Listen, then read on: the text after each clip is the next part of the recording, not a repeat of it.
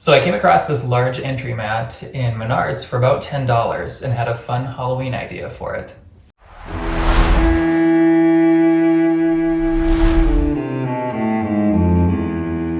So the first thing I want to do is come up with the design, and I'd like this to end up looking like a little haunted house. So I'm actually going to use some tape to help lay out the design of where I want to cut some of the rug away.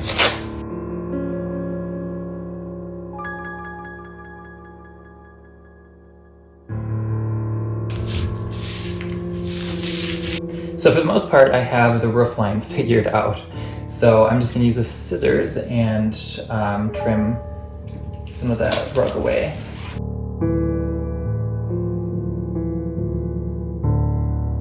Okay, so we have our roof lines.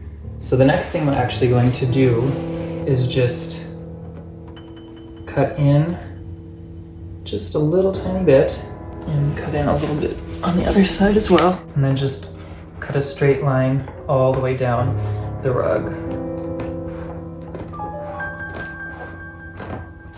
And actually, when we get to the end, I'm just gonna bring this out just a little bit, like that. And then back down. So as you can see, we have a good start on our haunted house shape. So the next step is to do a lot of masking, which simply means just kind of covering up the areas that we don't want to be painted. So the first thing I'm going to start with are coming up with my windows. So basically I'm going to kind of cut out and create the shapes that I want. And to make this one symmetrical, I just folded the paper in half because it makes it a little bit easier to come up with the shape. So the next thing I'm going to do is start adding the second story windows.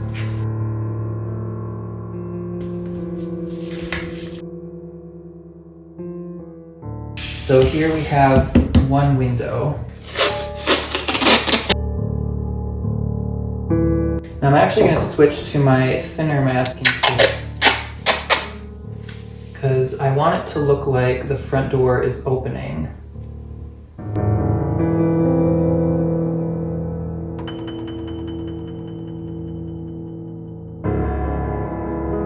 So then the next thing I'm going to do is add some lines to the windows.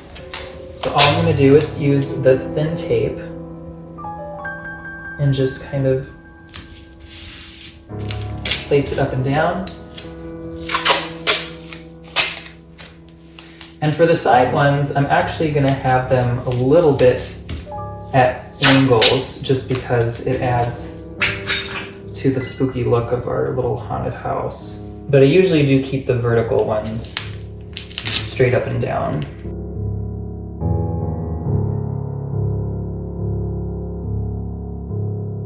So the next step is going to be to just finish masking the rest of this.